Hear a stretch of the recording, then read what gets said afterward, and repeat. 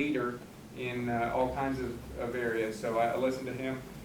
TED Talks. There's some good TED Talks. You can watch those on YouTube, but you don't need to watch. They're just standing up there talking. So why not, while you're going down the road or running or walking or doing whatever, listen to it.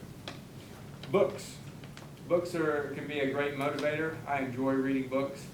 And I've got all kinds of motivational books. The Bible is a book that I read every morning. I've got the 1-year Bible, and it goes through the entire Bible in a year and divides it up into sections. And so that's how I start my day out at 5:40 every morning.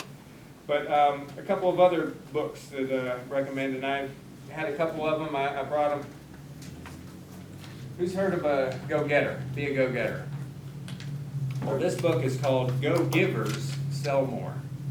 So Go Givers, Sell More. So it's a term you think, whoa, what is that, Go Givers? And I read this, and one of our executive management folks at BB&T mentioned it in the talk he gave.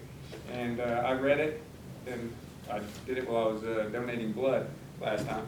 But it talks about adding value and how don't just be going out there trying to sell and, hey, buy this, buy this, buy this. Add value before the people even get engaged to buy. So they see, hey, this person really cares about me. They care about the company. They care about our success. I may need to listen to him. It may be something worthwhile there. Another book, Mindset. I don't know if any of y'all have read anything about this book. Often it's called Growth Mindset. And this is the book that brought me back here to ASU to get my MBA. I've been living up here in Boone for 22 years and cheering for ASU. And I always felt like a poser because I went to Mars Hill College. And so I wasn't an app grad. And I was just riding the bandwagon of success. But now I'll finally be able to say, yeah, I'm an ASU grad here in another 13 months. So this book here talks about the huge potential of people to grow. And it's all in your mindset. Do you have a growth mindset, or do you have a fixed mindset?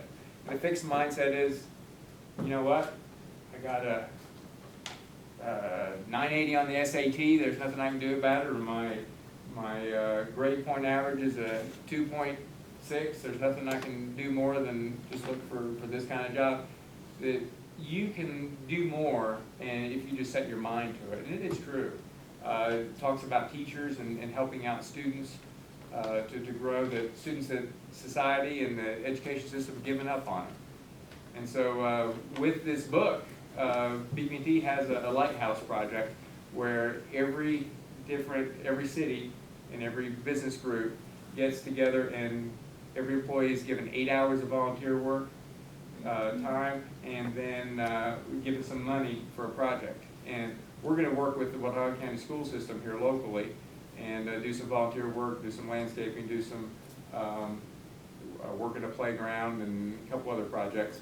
But part of it is we want to get this book in the hands of all the teachers here in the county. And I think it's going to do a great thing to help encourage them. They're going to have some discussion groups around it. So I'd encourage you to read that book. It's really good. Another book that has had a personal impact in my life is written by a friend of mine. He was a surgeon here in town for many, many years, Dr. Richard Furban. He wrote a book called Prescription for Life. And in it, he talks about eating right, weighing right, and exercising right. And it's changed a lot about the way that I eat. And strive to get exercise. I've always been a cyclist and a skier and runner, but encouraged me to do more, and I've been able to share it with a lot of other folks, and it's has a positive impact. I changed how I eat and I've dropped quite a bit of weight over the last couple of years. So that kind of thing is a personal one. Didn't help me in business, but I've been able to share that and provide some encouragement to folks. So I challenge you, always have striving toward progress, and always have an open mind to grow and seek new information. So in review, pride is good. Don't be arrogant. Have patience. Don't be in a hurry. Be positive. positive attitude will take you a long ways. Have passion about anything you do. Don't just half-ass your way through life, and always look to progress.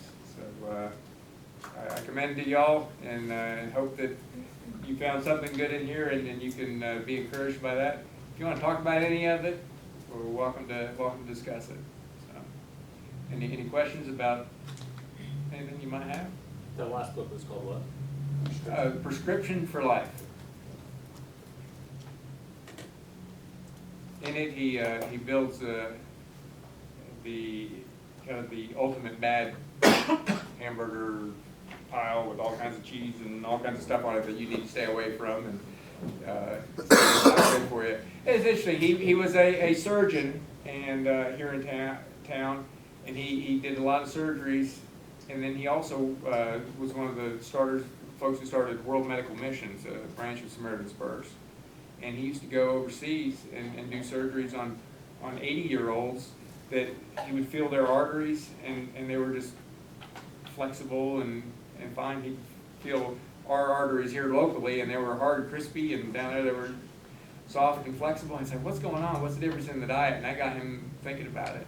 And so a lot of it is diet and lack of exercise, and some revolutionary things that he talks about. It's got a website and a Facebook page too that has some good information. You can just do a search for that name.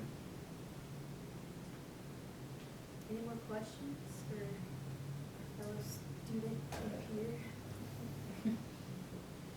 Okay, well, as a token of our appreciation, we would like to give you this. Okay. Thank you for giving us a little bit of your time. I just have a couple more announcements that I need to make. We definitely want to thank Jimmy John's and Little Caesars. Thank you also to Jack for getting that set up for us, for providing the food. And if you guys want some more, we have